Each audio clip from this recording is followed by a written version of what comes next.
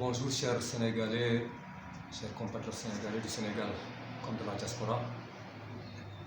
On se retrouve après ces événements qui sont déroulés ce vendredi 5, ces événements malheureux, pour échanger autour toujours de notre cher pays. C'est votre compatriote Mohamedou Nourou Sall qui a l'honneur d'échanger avec vous. Le droit d'invoquer le droit de refus de l'oppression, de résistance à l'oppression, n'existait pas lorsque plus de 1000 milliards ont été consacrés aux terres, tandis que nos infrastructures scolaires sont en état de délabrement avancé. Ce droit de refus de l'oppression que confère la Constitution n'existait pas. Donc lorsque terre bouffait plus de 1000 milliards, tandis que les Sénégalais manquent d'eau potable partout à travers le Sénégal. Ce droit de refus de l'oppression n'existe pas. Tandis que les Sénégalais sont là, malades, et qui n'ont aucun moyen, qui n'ont pas de ressources, qui ne peuvent pas se payer des opérations à l'hôpital, qui ne pouvaient pas se le payer, donc ils sont là, qui sont dans une situation où ils souffrent en silence et ils attendent leur mort, tranquillement. Ils n'avaient pas.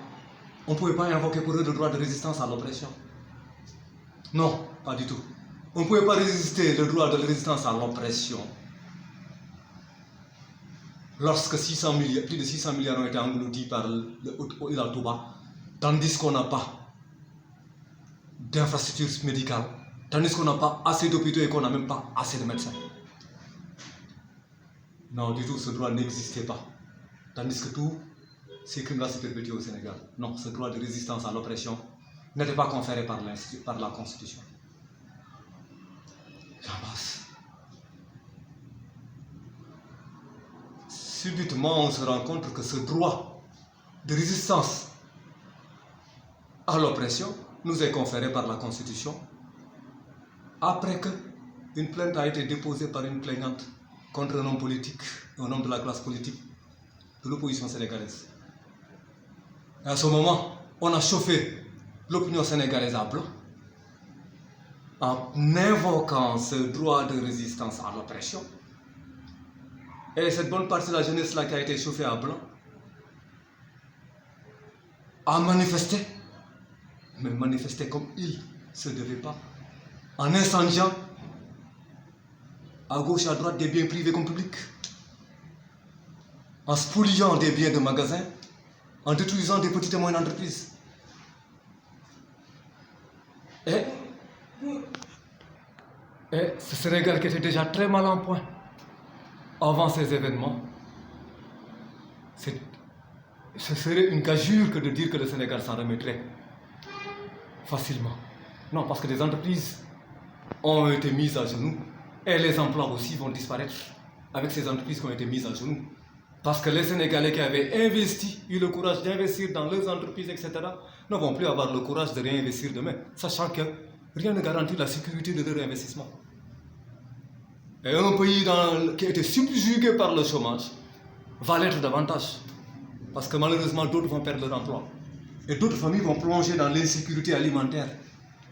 Et toutes autres sortes d'insécurité qui sont entraînées par l'insécurité de l'emploi. Et c'est facile après de jeter des larmes de crocodile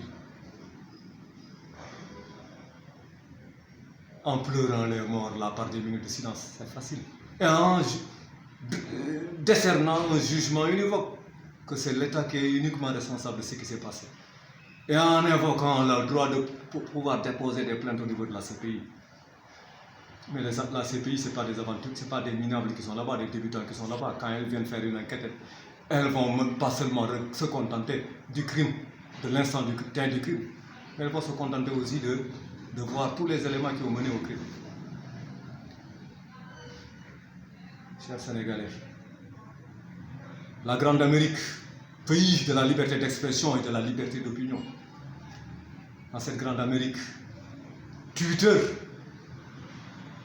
a eu à flaguer, autrement dit à émettre des drapeaux, des indicatifs sur le contenu du tweet de Donald Trump, qui était alors président des États-Unis, pour signifier aux lecteurs que les informations, le contenu, enfin les informations divulguées par Donald Trump au niveau de ces endroits, en ces endroits concernés, n'était corroboré par aucun fait réel.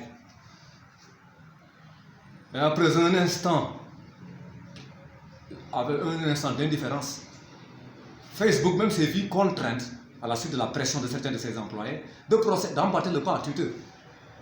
Et Facebook est même parti jusqu'à relever des contenus qu'ils estimaient n'être corroborés par aucune information, ou bien relevant même de la désinformation, qui contredisait la réalité. Tout cela pour dire quoi? Tout cela pour dire que le droit à l'information n'est pas le droit de désinformer. C'est pas parce que j'ai un droit d'information que je peux dire n'importe quoi. Et c'est triste que de constater que l'ignorance est brandie comme un argument ici au Sénégal. Des contre-vérités sont brandies en raison véritable, alors que ces contre-vérités sont tout à fait fausses. C'est triste de voir des journalistes, qui ont été formés et qui savent que les règles de la déontologie existent en matière d'information, qu'une information, elle doit être vérifiée. D'abord, elle doit être vérifiée là où on doit vérifier. Mais c'est triste de constater que des journalistes ont dit que la plaignante là, pour viol, en fait, comme elle avait des enfants, donc comme elle n'était pas vierge, comme elle avait un enfant, elle n'a pas le droit de porter plainte pour viol. C'est triste quand l'ignorance est brandie comme un argument. Ces journalistes qui ont donné ces informations-là auraient dû se renseigner au niveau des praticiens du droit avant de donner que des contre-informations. Et ces contre-informations et désinformations ne font que semer du doute et de la confusion. Et c'est grave si on ne sait jamais où ça va mener. La désinformation on n'a pas la liberté de désinformer. Surtout que lorsqu'on désinforme, mais les conséquences peuvent être terriblement fâcheuses. Brandir le fait qu'on est un journaliste, ne fait pas de soi un individu qui a le droit de tout dire. Avant de donner une information, on doit la vérifier. Ça, c'est un minimum que tout le monde sait. On doit vérifier sa source, l'authenticité de la source, et ensuite même la véracité de l'information. Ce n'est pas parce qu'on a vérifié l'authenticité de la source que l'information elle est vraie. Ce n'est pas parce que moi je fais confiance à ma source que tout ce qu'elle dit est vrai. Non, il y a des façons, ils l'ont appris. Je crois qu'ils l'ont appris à l'école. Je n'ai pas besoin de m'étaler sur ce point-là. C'est que c'est terrible, là où on en est au Sénégal. Et le fait d'avoir une majorité mécanique à l'Assemblée, par exemple, Benno Bokk Yakaar a une majorité mécanique à l'Assemblée, c'est pas parce qu'elle a une belle majorité mécanique à l'Assemblée que le fait qu'elle ait levé l'immunité parlementaire est illégal ou bien ne respecte pas la loi ou le droit. Des majorités mécaniques, il y en a un peu partout dans ce monde. Donald Trump des États-Unis, lorsqu'il était président, il avait une majorité mécanique au Sénat, ce qui lui a permis de faire ce qu'il a voulu faire. Des choses qui ne reflétaient pas du tout la volonté des États-Unis, des Américains, la plupart des Américains, il les a imposées parce qu'il avait sa majorité mécanique au Sénat. Emmanuel Macron a servi aussi de sa majorité mécanique à l'Assemblée nationale française pour faire passer des lois qui étaient antipopulaires. Boris Johnson en Angleterre, une majorité mécanique, et ce qui a fait d'ailleurs qu'il est Premier ministre en Angleterre. Il a une majorité mécanique au niveau de son Assemblée nationale. Les majorités mécaniques, il y en a partout. Il y en a un peu partout. C'est pas parce qu'il y a une majorité mécanique ici que tout ce qui est fait pour l'enlever de l'immunité d'un parlementaire est injuste ou bien ne respecte pas le droit. Ça est un peu plus sérieux que ça. Ceux qui parlent des majorités mécaniques là, mais ils en ont profité. Il y a certains des chouchous de la presse qui ont profité de cette majorité mécanique pour devenir libres. Il y a des meurtriers qui ont été arrêtés pour l'assassinat de Maître Babacar Seye, qui ont été libérés, qui doivent leur liberté, leur amnistie au fait qu'il y avait une majorité mécanique avec Maître Abdoulaye Wade à l'époque. Du fait de la loi Ezzan. Il y en a un autre chouchou de la presse aussi qui avait tué quelqu'un devant une mairie et qui a bénéficié de la majorité mécanique de Benno Bokk Yakaar, qui a fait qu'il a été amnistié. Donc ceux qui s'insurgent, qui semblent s'insurger contre les majorités mécaniques, mais ceux-là même en ont profité. Maintenant, ils osent nous parler de majorité mécanique, c'est pas normal. Mais tout parti politique cherche à avoir une majorité à l'Assemblée nationale. Mais ça, c'est de bonne guerre. Qu'on cesse de mystifier et de manipuler le peuple sénégalais qui en a déjà pas assez bavé. Ceux-là qui prétendent dire la vérité en tout lieu, en tout temps.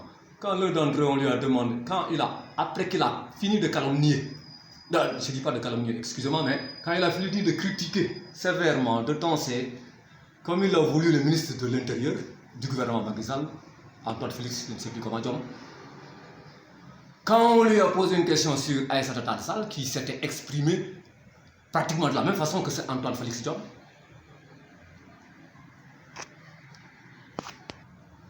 quand on lui a demandé de parler de ce... Qu'est-ce qu'il pense d'Aïssata Tall Sall, il a dit que non, il ne peut pas se prononcer sur Aïssata Tall Sall parce qu'ils ont des affinités qui remontent au moment où ils étaient au PS ensemble. Effectivement, ils étaient même le cercle restreint, le cercle rapproché de Ousmane Tanor Dieng, on le sait.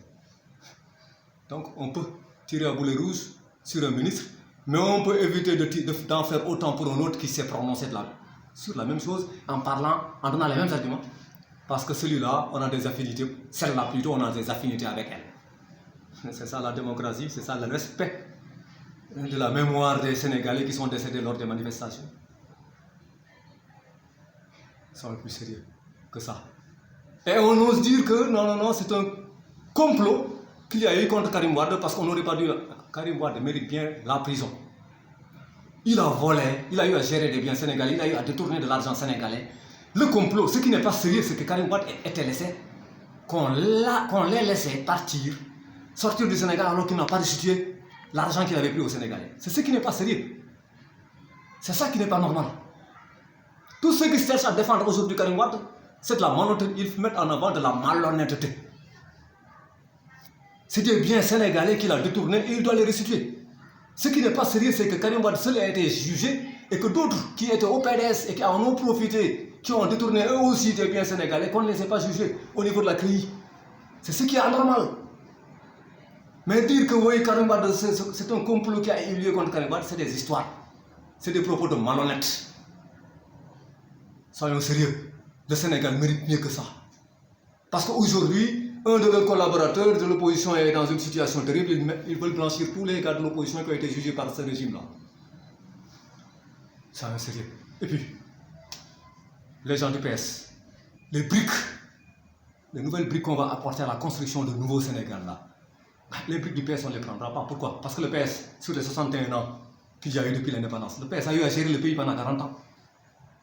C'est le PS qui a eu à gérer le pays. En 1960, le Sénégal avait le même PIB. Autrement dit, le Sénégal produisait la même richesse par an que la Corée du Sud. Mais la Corée du Sud fait actuellement partie des 11 pays les plus développés de ce monde.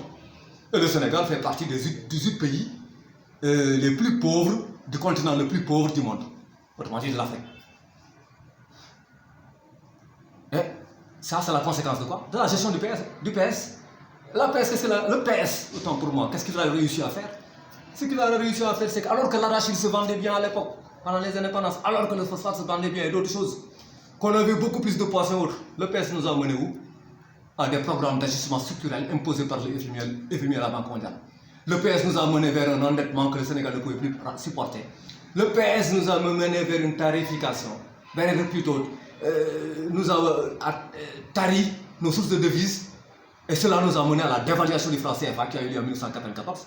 Et pire, ce qui est pire encore, c'est que le fleuron de notre industrie, qui était Alizé, après la dévaluation, après qu'on a été appauvri, qu'on est devenu beaucoup plus pauvre du fait de la dévaluation, ces gens-là cèdent le fleuron de notre industrie qui était Alizé à un franc symbolique à France Télécom, qui est devenu Orange par la suite. C'est ça le PS. C'est ça le PS. C'est ça la gestion du PS. Donc le PS n'a pas à donner de leçons au Sénégal concernant la gestion du nouveau Sénégal. Ils n'ont qu'à garder ces conseils pour eux-mêmes. On n'a plus besoin du PS, on n'a pas besoin du PS, de grâce. Le PS a été l'un des principaux artisans de la catastrophe économique qui est advenue ici dans ce pays. de grâce, s'ils ont des leçons à donner, qu'ils se les donnent eux-mêmes, en leur mais pas aux Sénégalais. C'est triste. Les ONG là, c'est triste ce pays. C'est triste. Comme l'hypocrisie est devenue pratiquement la chanson de tous les jours dans ce Sénégal, là, ces ONG, ces ovnis, comme dirait Urbain, cousin poète là, ces objets volants non identifiés. Ces ONG là qui sont battus pour qu'il y ait, pour que l'Assemblée nationale adopte cette législation concernant le viol. Ces ONG là, surtout les ONG féminines, les autres on les a entendus, on a vu leur hypocrisie. Ils sont tous alliés, elles se sont toutes alignées pratiquement derrière le visé par la plainte. Celui qui est visé par la plainte. Mais les ONG féminines aussi, on a vu combien elles ont excellé par leur mutisme. Elles n'ont pas cherché à défendre, à dire que non, il faut que la loi, qu'on laisse la loi faire son travail. Non. Ces ONG aussi ont fait preuve de mutisme. Ça veut dire qu'ils ne disent mon consent. Ça veut dire que ces ONG ne croient à rien. La plupart de ces ONG-là, ce qui les intéresse, c'est les sous qu'elles reçoivent de l'étranger. Ce n'est pas le Sénégal. Le Sénégal ne les intéresse peu ou prou. Chers Sénégalais, revenons à la raison. Le Sénégal ne peut pas se payer ces pertes colossales qui ont été causées par la journée du vendredi 5. Il y a eu des emplois qui ont été perdus, des biens qui ont été détruits. Ça, ce n'est pas dans l'intérêt du Sénégal. Il est vrai que le régime qui est là, on le combat. Mais on doit le combattre sans aussi en faire pâtir des gens qui n'ont rien à voir avec cela. On doit combattre avec la lucidité et ne pas accepter de se faire manipuler par des gens qui ne sont intéressés que par la gestion du pouvoir eux-mêmes. On veut que le pouvoir change. Le chômage est lancinant dans ce pays. La pauvreté, elle est pratiquement généralisée. Les moyens n'existent pas, les écoles n'existent pas, l'eau n'existe pas, etc. Tout ce qui n'existe, si je devais chapeauter pour parler de ce qui n'existe pas, mais je ne finirai pas. On doit combattre ce régime avec toute sa vigueur, mais on doit combattre ce régime aussi avec toute la lucidité. Ce n'est pas parce que tout individu est contre Macky Sall qu'il faut en faire maintenant un allié. On doit choisir ses alliés, on doit choisir aussi la façon de lutter. Mais si on doit répondre à la justice, qu'on aille répondre à la justice, mais qu'on ne dise pas que non, je ne répondrai pas, sinon c'est la catastrophe dans ce pays. C'est ce à quoi on a assisté l'autre jour, c'est inadmissible. Des gens qui croient en leur Sénégal, des gens qui croient en ce pays, ne voudraient pas que ce pays soit détruit comme il l'a été le 5 mars. Des gens, nous croyons en ce Sénégal. Nous ne voulons pas qu'il soit détruit comme il a été fait. Nous croyons au départ de ce régime. Nous ne voulons pas c'est évident que nous ne voulons pas d'un troisième mandat. Ceux qui le veulent, ceux qui en doutent, ils n'ont qu'à voir les sorties que j'avais faites auparavant ici, sur YouTube. J'ai tenu toujours un langage très clair vis-à-vis de ces gens-là. Ils sont aussi responsables de la catastrophe qui est arrivée au pays que le régime qui les précède. Mais ceux qui veulent faire de l'ennemi de mon ennemi là, nous n'en voulons pas. Parce que nous tenons à notre Sénégal. C'est le pays de nos enfants et c'est le pays de nos petits-enfants. Nous voulons préserver ce pays. Nous ne voulons pas que les gens le transforment en un champ de ruines. Et ce serait dommageable. Ce qui resterait aux Sénégalais, c'est de se déplacer, d'aller vers la Mauritanie, vers le Mali, ou vers la Gambie, ou vers la Guinée. Bissau, ou vers la Guinée. Nous ne voulons pas de destruction de notre Sénégal.